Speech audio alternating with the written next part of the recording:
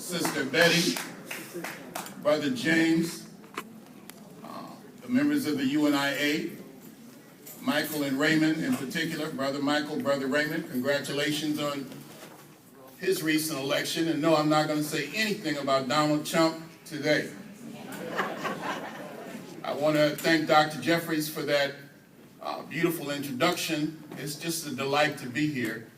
I flew across the country to be here today. I spend more time out of the United States than in the United States, and that's not a bad thing. I don't get to New York very often, so I'm just very pleased to be here. I leave tomorrow morning. I want to say to everyone, it's so tempting, I won't even say it. I just let it go. I was going to tell you to turn your cameras off. Yeah, I got a collective groan, so I'm going to pass on that. I also want to, there are many people who were acknowledged today, but I saw one sister in the background. I have to mention her. I hadn't seen her in a while, and that is Sister Mama Hazel Rollins. I'd like to give Mama Hazel a round of applause. Now, my presentation is going to be short and sweet and relatively simple. I guess that we go through different phases in our lives. Mine has been as a political activist, as a student activist, then beginning to work with the various scholars who I'm going to talk, some of whom I'm going to talk about today, and then the travels to the various communities of Black people, African people around the world. But lately, what I've been doing is I've, in a sense, become the museum man.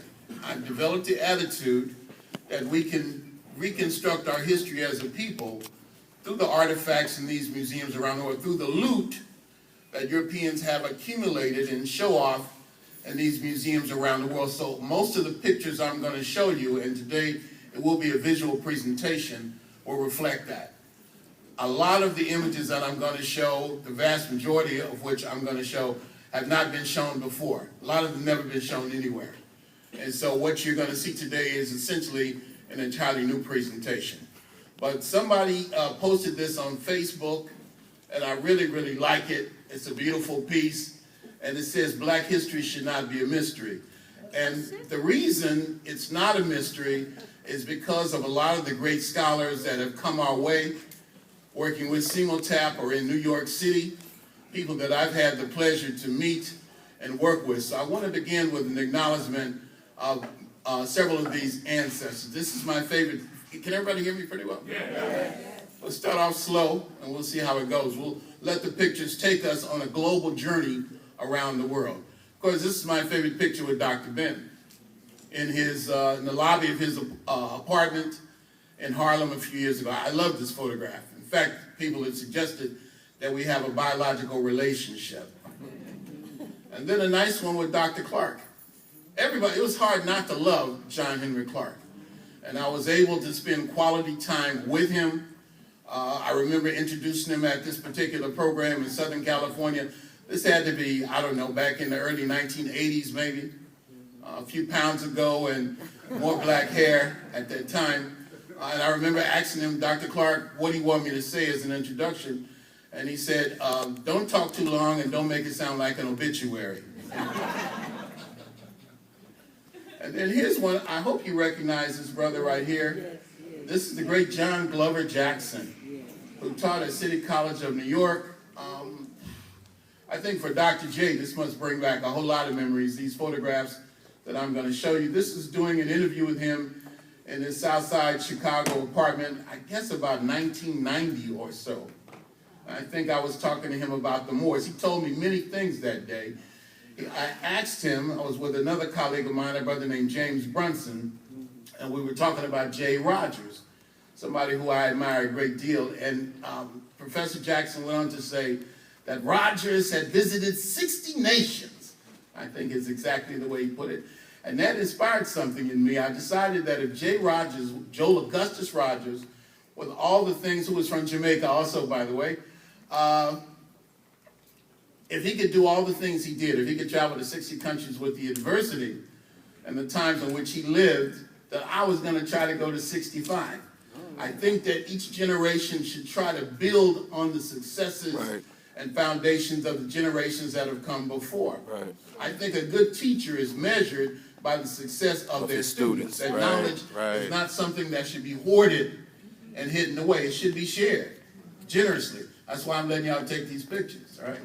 So when he said that he had done 60 countries, I made up my mind that I was going to do 65. Next month, actually in about 3 weeks, I'm going to take my first group to Cuba. And that'll be, in the last 18 years, 117 countries that I've been able to visit during that period of time. And this is one of my greatest mentors. This is the great Dr. Ivan Van Sertima, who Dr. Jeffries talked about. This had to be about, I don't know, 35 years ago at least. I had that last clip-on tie that I had right there. And this is at Compton Community College in Southern California. It's a little bitty picture. I didn't realize it was so small. I have a new computer, and it's difficult sometimes syncing these things up. But this is the great Dr. Adelaide Sanford. Now, I guess as we get older, and I'm 62 now, I guess I could be considered an elder.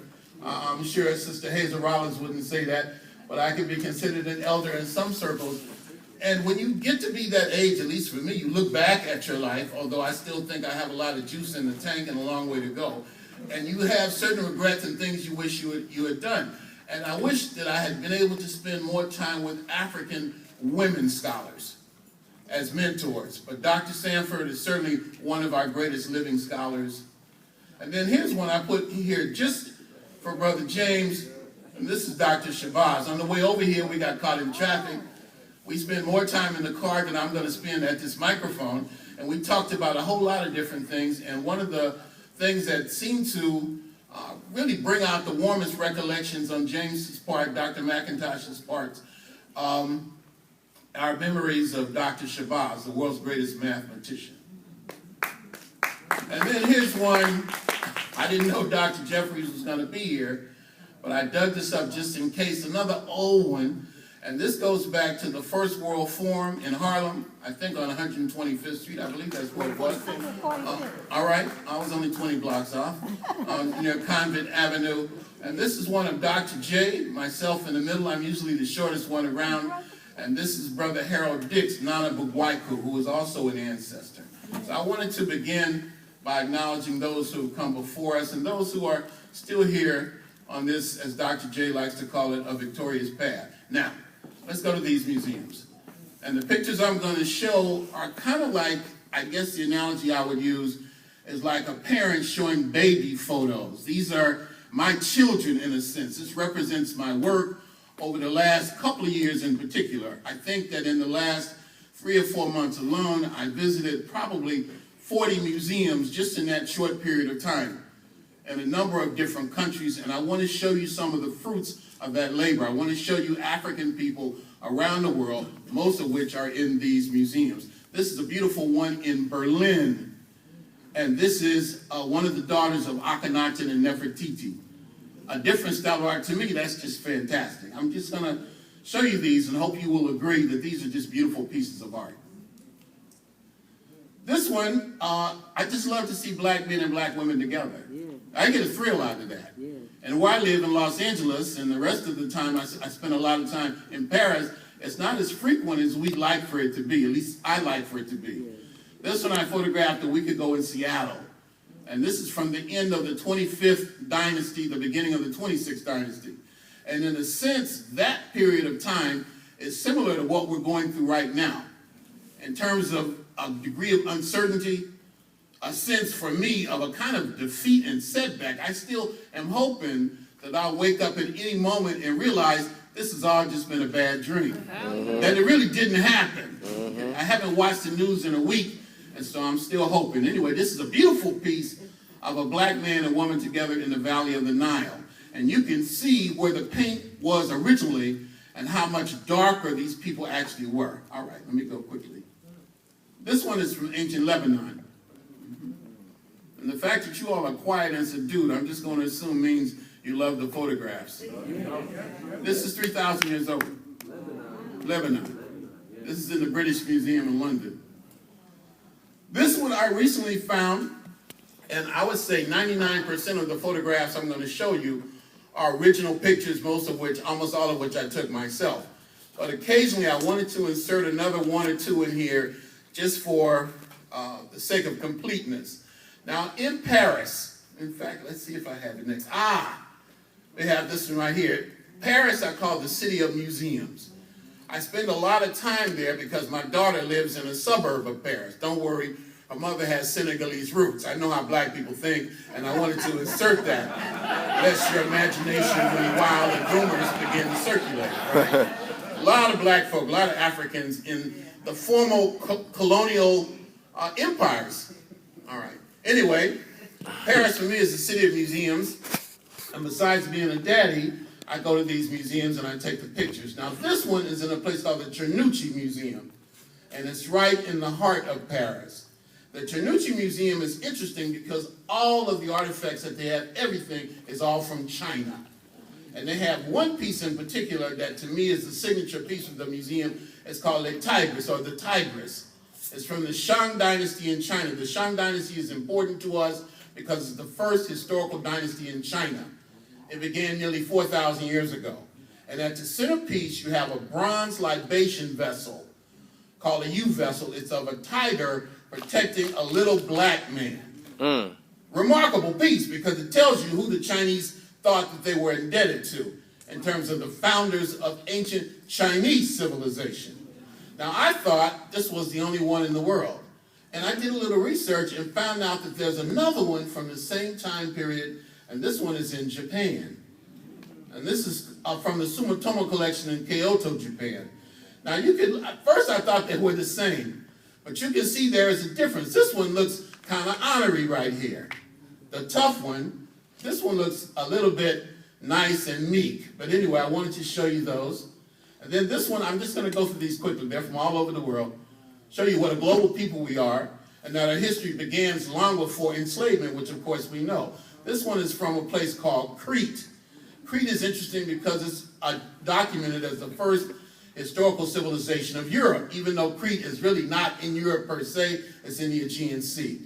And this is at the fountainhead of Cretan civilization. This is a shell inlay of an African. This is 3,700 years old. It's in the Ashmolean Museum at Oxford. Here's one from southern Spain, a place called Osuna.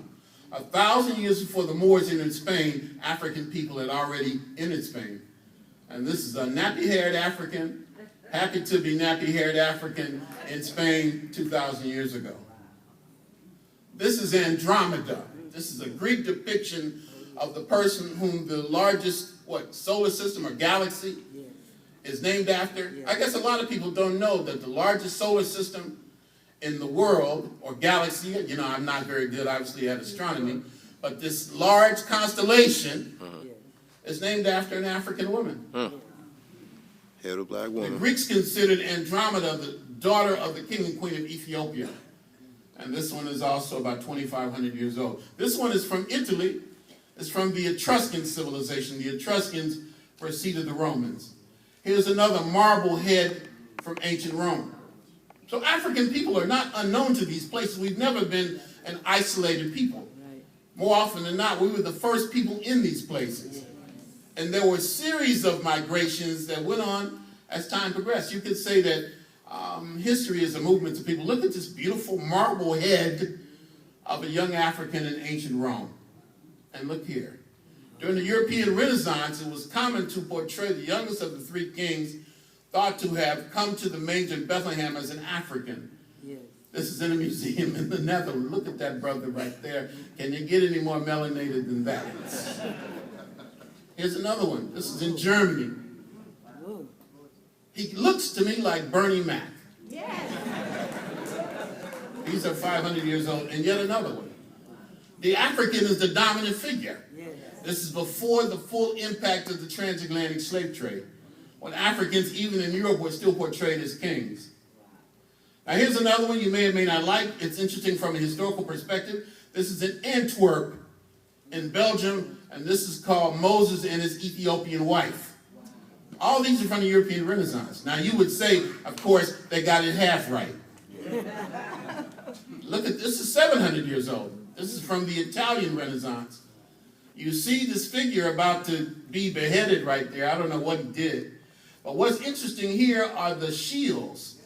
and the heads of these Moors on the shields. This is in Italy. This one is in France, but it has an Italian root. This is the mother of a man named Alejandro de' Medici. Alejandro de' Medici was the first black person who was the head of a modern Western state. He was Duke of Florence in Italy from 1529 to 1537. His father was a cardinal. That's his mother. And I just found this the other day.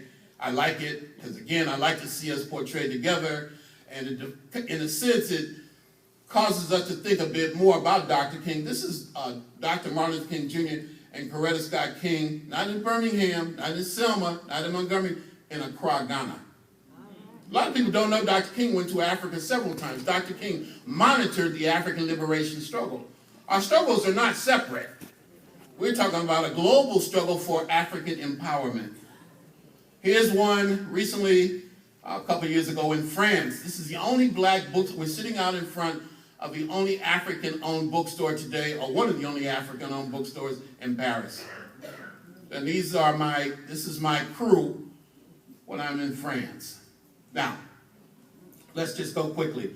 This one is from Angkor in Cambodia. An image of an African in early Rome. This is a beautiful piece from Thailand. Now, this one is interesting, and I put it here deliberately. If you look at the chest, right, you can see where it was originally painted black. This is a black man. Look at the hair from the Tang Dynasty in China. Thailand, look.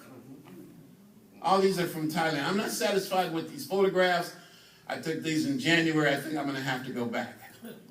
Now, here's another one of those wise African kings, but the brother has style, or perhaps you would say swag. He's kind of leaned over, the head is kind of cocked to the side. There's something special about African people. This reminds me of Dr. McIntosh. This is from ancient Iran, Vietnam. These are all from Vietnam. There's an ancient African civilization in Vietnam called the Cham civilization, C-H-A-M. And this is some of their architecture. Wow. I went here in January. I don't know anybody who had been there before. A real pioneer, I suppose. This is in a museum at Cambridge University. These are from Cambridge. Look at those big Barack Obama ears. And from the side, and this is my favorite piece of my favorite king, a man named Namare Amenhotep III. These are all in Cambridge. Akhenaten. This is Ramses the Great in the light-colored stone, and his eternal significant other. This is Nefertari, united even in death, 3,000 years after they lived. The first king of Kemet. This is Narmer or Ahamena, and again, this is in London. Look at this one of an honorary-looking Queen Ty. Now, she kind of reminds me of Betty Dobson. Of course, Betty is not honorary looking. This is that same king I spoke about a moment ago. Beautiful piece. This is in Copenhagen, Denmark. Taharka, who Dr. Clark said gave us a last great walk in the sun. Nefertiti. Khafre. I don't know if it was Raymond or Michael who talked about Khafre, who was credited with having Hormaka, the great Sphinx, built in his own likeness. Amenhotep II, known as a great athlete. These are all in Denmark. A Nubian. This is from a place called Hawara, the largest building in the ancient world. This is in the National Gallery in Copenhagen. 2 Ethiopian soldiers in the Persian army fighting the Greeks. These images right here are from Vienna, Austria. This is what I do. I have the honor to travel around the world and document these wonderful images of African people. This brother's name is Senusret III. These are in Vienna. And here's a very odd painting right here. Now, this is also in Vienna from the European Renaissance. Everybody is looking forward except the brother. He must have got the result of the election and he's in a form of denial. You can't believe it. Look at this one. This is in a place called Riga, the city of Riga in Latvia, in the Baltic republics in Northern Europe. I went there in December when it was at the coldest point. I saw 4 black people that week, and none of them spoke to me. You ever be around black people who act like they don't see you? The kind of person you want to say, hey, what's up, brother? Walk up to him in front of his white friends. Look at St. Maurice down there, the patron saint of this part of the world. And these 2 images more. This is in a church 500 years old. Is that powerful, Lord? And there's a close-up. Never seen it in a book. To my knowledge, it's never been published. From Vietnam. These are in a museum in Lisbon, Portugal, the Gulbenkian collection.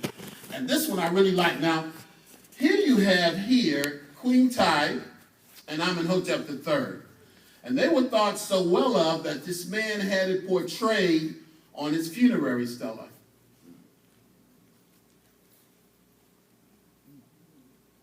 Some of these, I call this a sister with big hair, from the 18th dynasty in Kemet. Now look at this one. Now I flew a long way to photograph this one.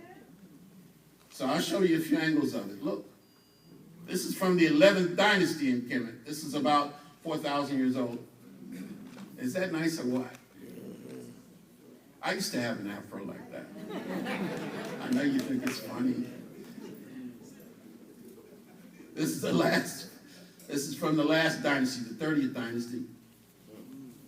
Sisters like this one in particular. This is in the Getty Museum in LA. Now here's an interesting one. This is in the National Museum in Rome, and it's of a brother, an African acrobat, balancing himself on top of a crocodile. Now that must take some real skill. These are members of the Severan dynasty in Rome, established by an African almost 2,000 years ago. And here's something else I found. Now these are all original photographs now. This is a pyramid built in Rome 2,000 years ago. So 2,000 years ago, Europeans were already imitating us. Now what we find ourselves doing is imitating people who are imitating us. We're imitating the imitators without realizing what we're doing. And by the way, this is a little white pyramid, by the way. I'm sure Francis Wilson could run with that. This is also in Italy. This is in Florence. Look at this image right here on the coffin. And look at these. This is in the Archaeology Museum in Florence, Italy. These are hair extensions back from the 18th dynasty. Some things never change. And again, this is a beautiful one. I bet you never saw the Queen Ty again. This is in Florence. Just a couple together. Nice, beautiful. That's the same woman portrayed on both sides. So you brothers don't run with that. Okay? That's his wife on both sides, and the same wife. See, I know how black people think. I've been black a long time.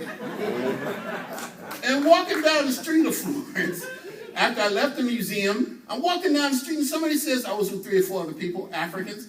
Somebody said, Runoko, look down on the sidewalk.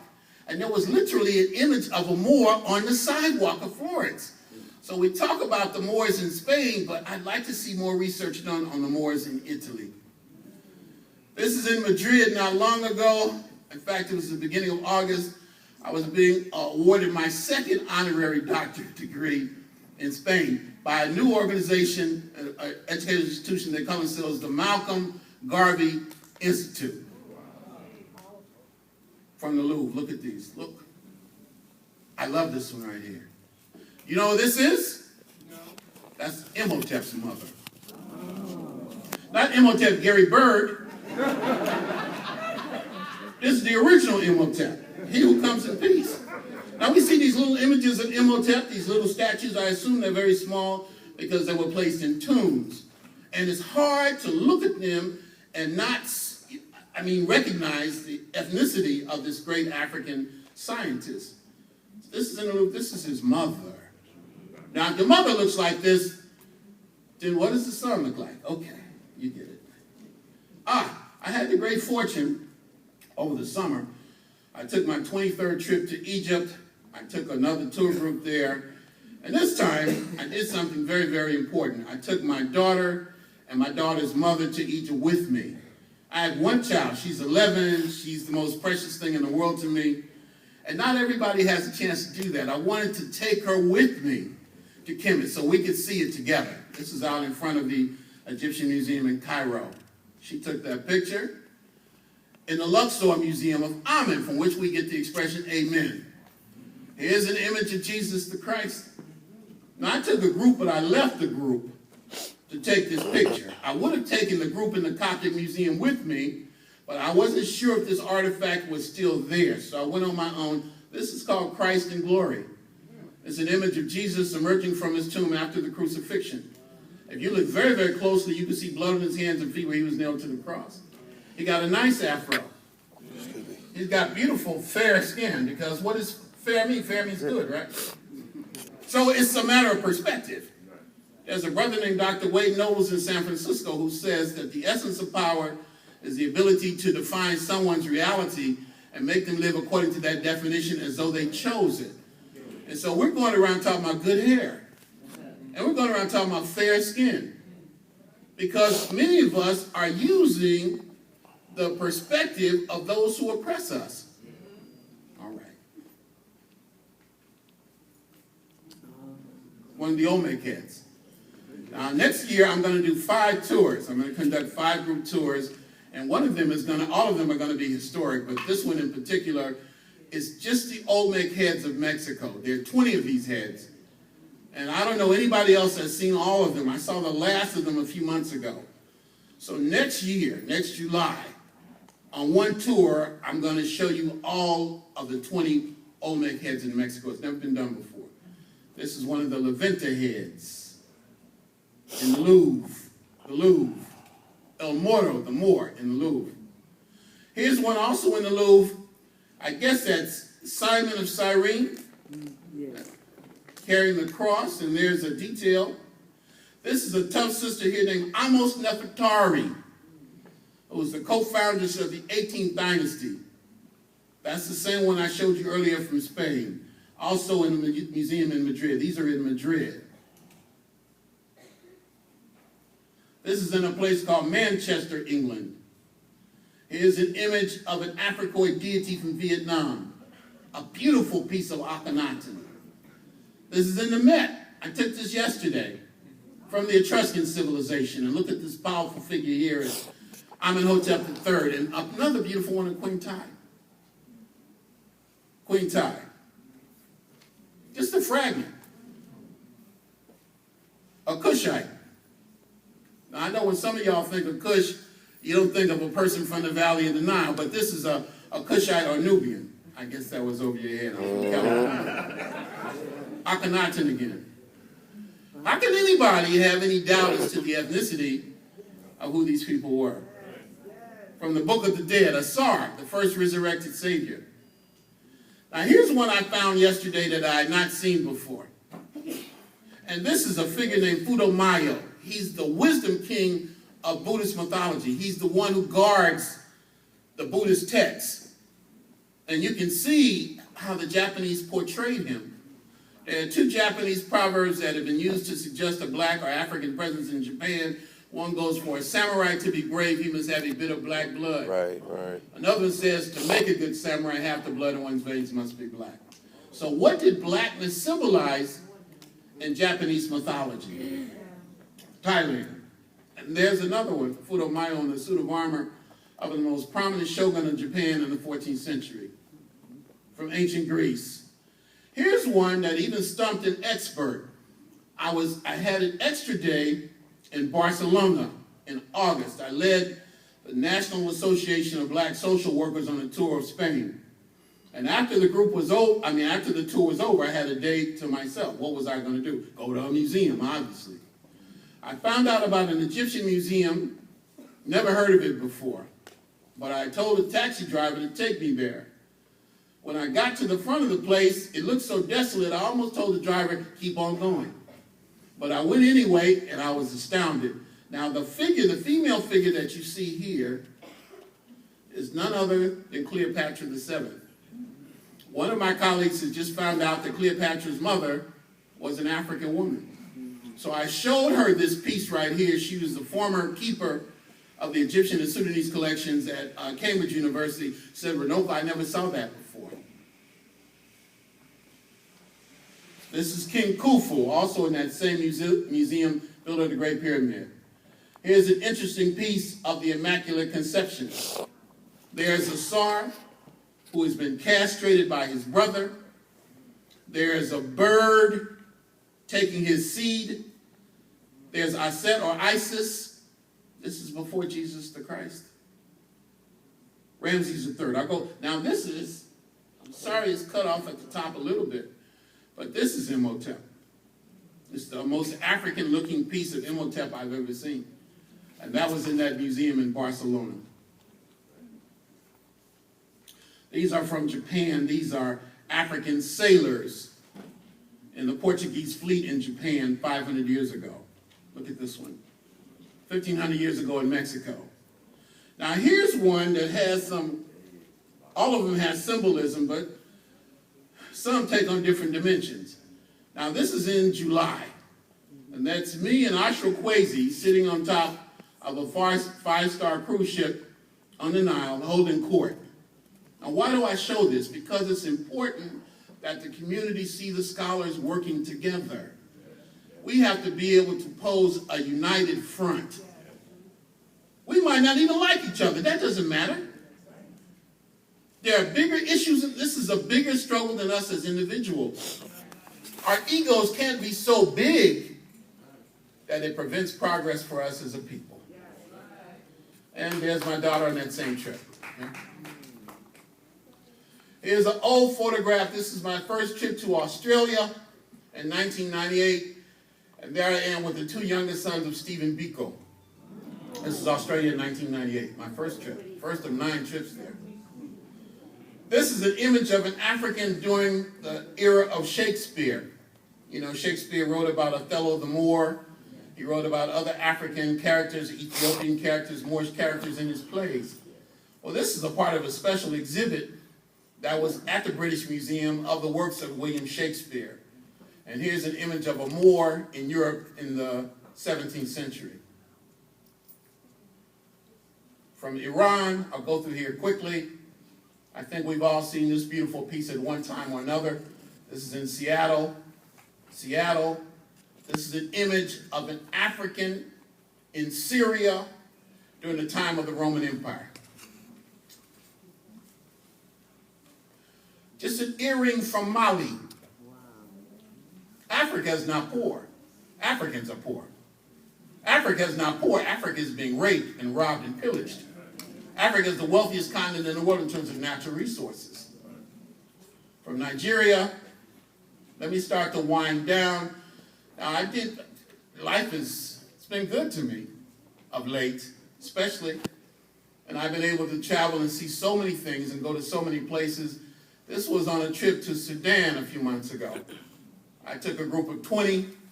Tony Browder joined me. Tony Browder is a remarkable brother who's financing an archaeological dig in Luxor, Egypt. He just found something remarkable. I don't know if I should tell it, but I'm going to anyway. I hope Tony is not mad. We've become very close. He found in a tomb from the 25th and 26th dynasty on the west bank of the Nile in Luxor an image of a Sankofa symbol. Now, when we think of Sankofa, we think of West Africa most of the time. But Tony found the same symbol in Kemet 2,000 years earlier. Tony says it's going to change everything. It shows the organic link between African civilization and the Nile Valley and other parts of Africa. Anyway, these are young Nubian brothers I photographed in Sudan. I love this picture right here. They have a look about them. Okay?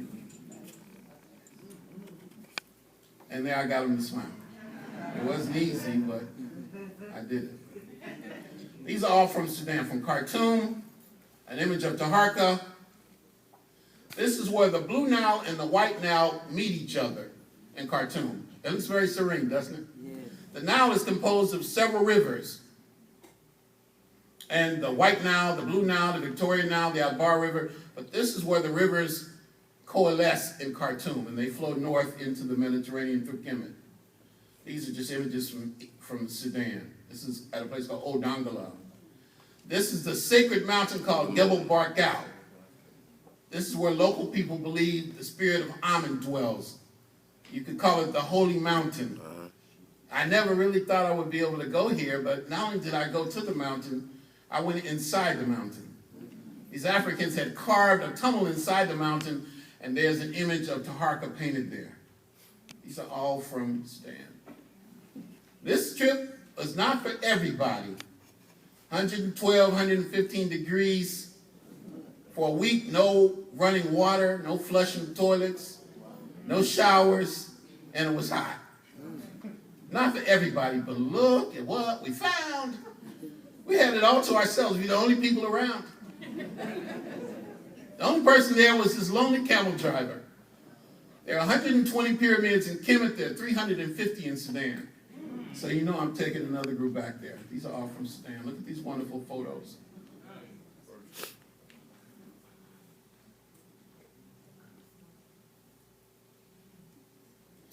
This temple is particularly important because you see women portrayed very prominently. Full-size sisters, queen mothers, that you can see portrayed on the walls there. And again, and here's the sister. Here's Betty Dobson smiting the enemies of Kemet. You don't see this, I'm sorry, the enemies of the Nile Valley. You don't see this in Egypt. You don't see it in Kemet. But in Sudan, the woman was even more prominent than she was in the ancient Nile Valley. So sometimes you see the sister there portrayed quite independently, strong. And the brother was so secure in his masculinity and his manhood, he wasn't threatened by that. Black men should not be threatened by black women, should not feel threatened, should not feel insecure. Gut check. Let them run with it. Gut check. Gut check. This is one of the Black Madonnas. This one is in Paris, not far from where I live in France. I like it even with the blonde hair. Nobody's perfect. This is my newest Black Madonna. This is in Toulouse. Took me a lot of, I went there specifically to find this. And so you walk in a church, this is the church, and you see this image of a Black Madonna and child. I said in Heru. I put one of myself in here. I love this right here. Yeah, what can I tell you? This is a nice picture, I think, standing in front of a statue of Carter G. Woodson across from his home in Washington, D.C. And I'm going to finish with this little brief segment and just take a moment or two. I did bring my books and some DVDs. So I hope that when you look at the other works of the vendors, you won't forget me. Now, there are 20 of the Olmec heads. The Olmec civilization is the parent civilization of the Americas. And there are 20 of these heads, and 7 of them are in a museum in Jalapa, Mexico. I'm going to show you those 7. Look at this. This is 20 tons. I've been going to Mexico for the last 4 years now, leading groups. And 2-3 years ago, I'm in Mexico. I'm on a tour bus, and I had a very nice guy, white Mexican guy, but I liked him. And we were talking about Mexico, and we were getting along well. And I said, what do you think, as brother pointed out, the 800-pound gorilla in the room, finally I broke, said, so what do you think of the African presence among the Olmec civilization? He says, I don't believe it. I was kind of stunned for a minute. And I said, what do you mean you don't believe it? He says, I don't believe it. And I said, what about the African features on these heads? He said, I think it's just a style of art. Yeah, big time denial. And so I said, what would it take to convince you? I don't know what got into me. It must have been the altitude, the tequila or something. I said, what would it take to convince you of an African element? And he said, well, you have to have more evidence. So we're on our way to have lunch, and after lunch, we're going to take a tour of the museum, which I'm going to personally lead. We're in the middle of the street, on a bus, on a crowded street. All at once, I see a big white building, and I couldn't help myself. I said, is that the anthropology museum that we're going to go to? He said, yeah. I said, stop the bus. I was on drugs. I had lost my mind. In the middle of the street. I said, stop the bus. I'm the tour leader. Stop. And people looked at me like, what's up with this man? It was perfectly normal, mild, and sedate a moment ago. Let me out in the middle of the street. I figured I'll go in the museum, I'll find some evidence, and then when they come back from lunch and I give the tour, I'll show it to them. I went in there, and this was the first thing I saw. And I sat down and looked at that head, and the head seemed to look at me and wink and says, Runoko, chill, brother. What evidence do you need? If you can look at this and not see the features of an African, nothing you ever say, no evidence you ever present will make any difference. Some people close their minds like you close a window or a door for fear that a new idea, an idea that will make you uncomfortable, creep in. Let me show you these heads, just the ones in the Jalapa Museum. Look. No two of the heads are the same. This one is called the King, El Rey. Now, I only have about 100,000 of these photographs. So I'm going to show you a little tiny bit. Only a few of my children today. And I'm very possessive about these images, believe me. They represent my life's work. And I present it to you today. CEMOTAP has allowed me to do that. I don't get to New York that often. I don't get many speaking engagements here. But from time to time, CEMOTAP has invited me to come and basically let me talk about whatever I wanted to talk about. They've given me the freedom to do that. So Black history doesn't have to be a mystery.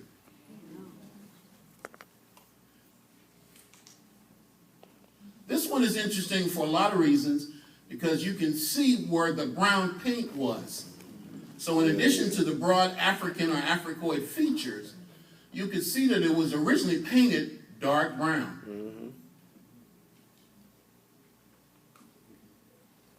And there it is again from the side. And this is the last head for me to photograph. Most people acknowledge there are 17 of them. I've been able to identify 20. And this is one of the San Lorenzo heads. The heads that I just showed you in the Jalapa Museum are from a place called San Lorenzo, the first city in the Americas, which was built by the Olmec 4,000 years ago. And there was an African element among that Olmec hierarchy. Now, 2 of the heads are in Mexico City. 7 of the heads are in Jalapa.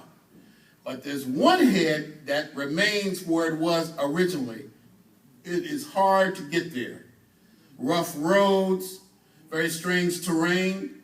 I paid a taxi driver $300 to drive me 4 hours to find it and 4 hours to come back. And this is the last of the Olmec heads.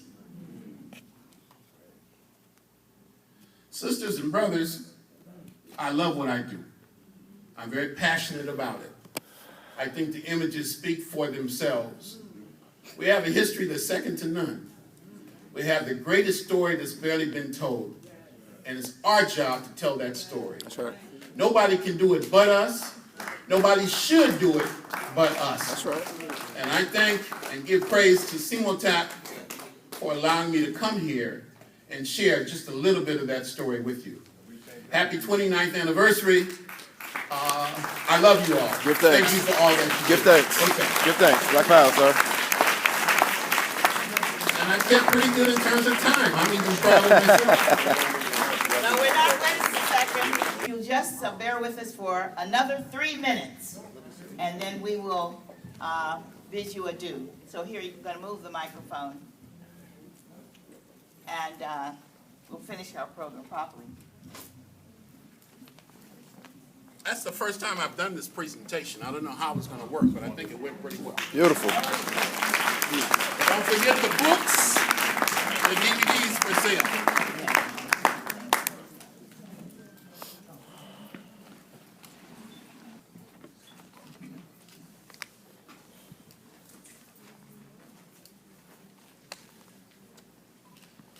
We must let Brother Rashidi know how much we appreciate the information that he brought to us.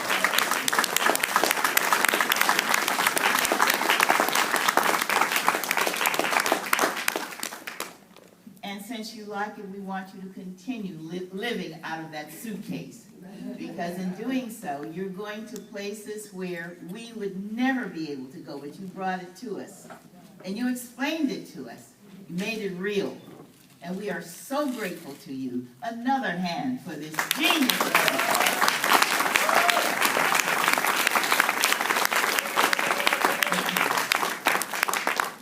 Again, I'll thank you for your presence.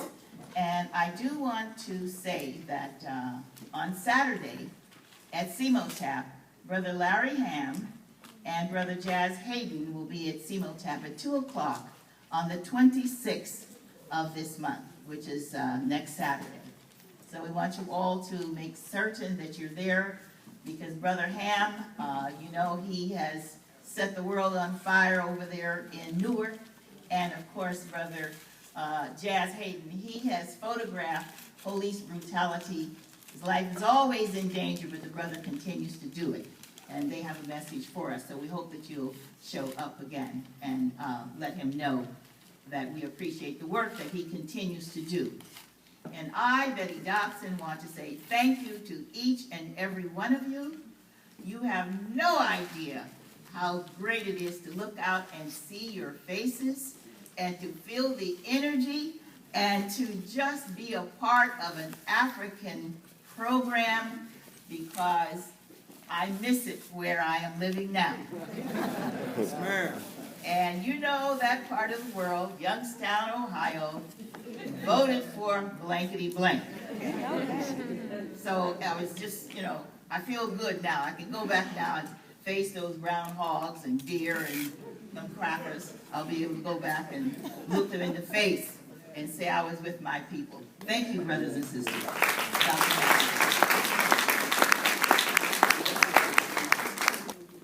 Okay, brothers and sisters, we have just one announcement. The African Poetry Theater has a program on Saturday, November the 26th at 4 p.m. Of course, that cuts into some of CEMOTAP, but we want you to come to CEMOTAP, and as soon as you finish, go over there and see it. Brother Kofi Ital, hold your hand up, Brother Kofi. He can give you more information about it. The guest speakers are Dr. Georgina Falou. She's been a speaker at CEMOTAP. Baba Dahoud Andre Komokora, speaking about Haiti. Brother Raymond Duguay, that is, president of UNIA ACL Queens Division 432. Brother Omar Wally Clay of the December 12th movement. Brother Omar Wally, raise your hand up. All right, for those of you who don't know him. And Brother Andre Kaloum from the African Poetry Theater board member, and Brother Zuwe Ditu Useha, founder and director of Ethiopian Social Assistance Committee.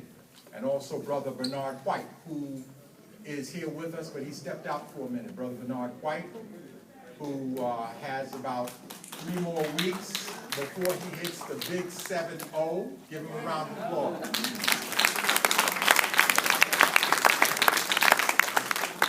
Right. And we had a little early, we heard from Brother Charles Barron and Sister Inez Barron.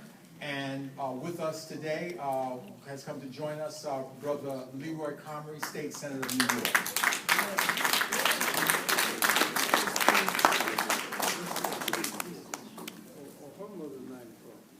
Thank you, Dr. Metz.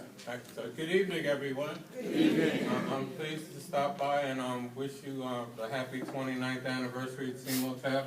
I'm glad that I came for part of Dr. Rashidi's presentation. It definitely lifts up your spirit and lets you know that there are, a history and a tradition that cannot be erased.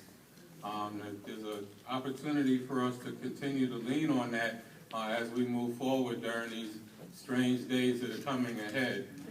But I can tell you that, it's important that we not only lean on our past, but, emulate our past. Go back to the 50s and 60s where we didn't take any shorts, where we were not afraid to, shut down. How many of you shut down Rochdale? Was anybody here to shut down Rochdale when Rochdale was being built? I see one hand in the back, all right. And we got to get back to those days where people were at that level of activism. And I have no doubt that we can do it. I can tell you that, I was a little worried, but today I saw something unusual. We had a street renaming for Q-Tip from a tribe called Quest earlier, and there were 1,000 young people out there today honoring his memory.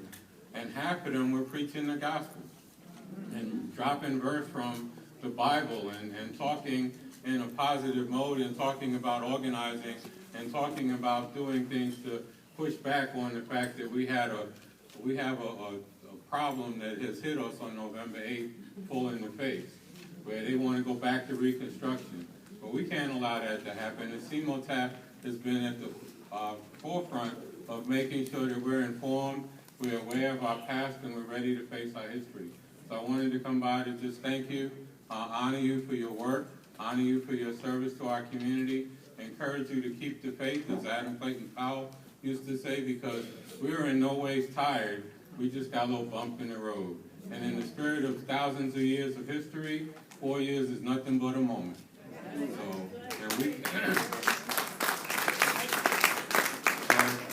I want to congratulate Sister Dobson. I wish he'd moved back from Ohio. Dr. McIntosh and all of the founders and all of the people that are part of CEMOTAP. We're doing a program tomorrow at your college for anyone that's interested on where do we go from here, starting from 4 o'clock at 7 o'clock in the faculty dining room. We're going to be doing a series of outreach to get people motivated to join an organization, to be more active than ever before. Because I don't know about you, but my phone blew up on November 9th from people that all of a sudden want to be active. All of a sudden they want to be in an organization. All of a sudden, they realize what hit them in the face.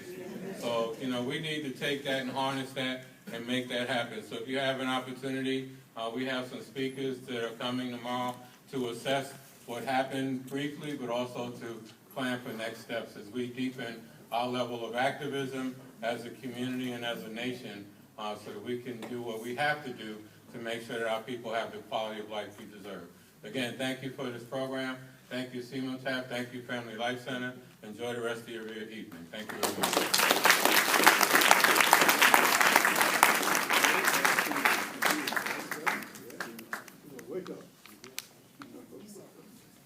Brothers and sisters, we had a lot of teaching today, and we had a lot of terrific speakers.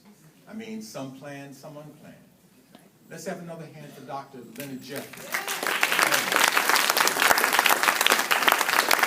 Let's say thank you to Brother Duncan, the President General of the UNIA ACL. Of course, Brother Raymond Brigade, the President of our student chapter. I see in the back Brother Donnie Whitehead and his crew. Give him a round of applause. And of course, Chris Noble and Lenora Charbel. There's so many. I don't want to leave anybody out. And I certainly have to recognize Sister Betty Dobson came all the way from Ohio. I see my brother Gray, Michael Graves from 100 Blacks in Law Enforcement. I see I already acknowledged from Raleigh and brother. This is so good. And brother Omar Wally, an attorney. Roger Wareham. Okay.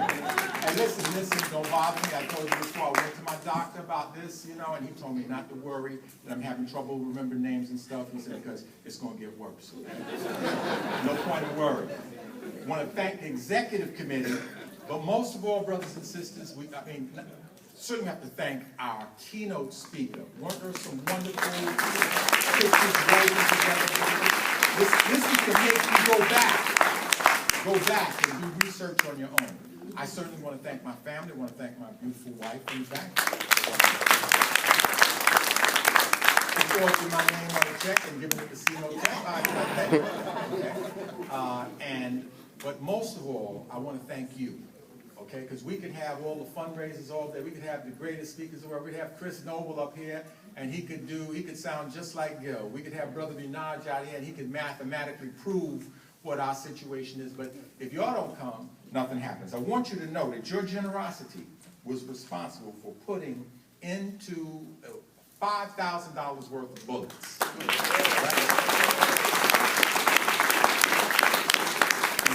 know, under this new presidency by blankety blank, that, you know, they will try to interpret all metaphors and everything. When I said bullets just now, I mean bullets. Oh, no, I mean metaphor. All right, but we want you to all get home safe. We thank you. Please come out next Saturday to CEMOTAP. Come out on Saturday. We have Brother Larry Ham from Newark, and you know he's going to set the place on fire again, figuratively speaking, all right? And we also on Sunday, chapter 432 of the UNIA will permit you to come and become an active member in your government. I'm so glad I got another government. 432, you know how we do. Blankety blank, I don't know what to do. And you need another government also. Okay, we all need another government. So on behalf of the Executive Committee and of CEMOTAP, we thank you again. We ask you to stay active and don't be disheartened, because Betty's dream is very close to being what's going to happen, all right? Peace. All right, fam, so there it is. RNMRBG TV. Thank you, my sister. It's your brother in Google Nights, you already know. We still out here, man. This is what it was. The presentation was more than informational, more than enlightening. The whole nine. You feel what I'm saying? You needed to hear that, you know what I mean? Word up, word up. Well, like I said, man, RNMRBG TV, man, out on the ground, building with the family. What can I say? But take the lessons that we learn, apply them, multiply them, and pass them on. That's what I always say, man. What you think, you speak, you walk. And what you walk is what you're going to pass on. So with that being said, family, I ain't going to waste no more time. We're going to close it out like that. This again is your brother in Google Nights, the RNMRBG TV, representing for UNIA ACL 432. You know how we do. RNMRBGs. Dig it. Think, speak, walk, bang. And the next one, man. Peace.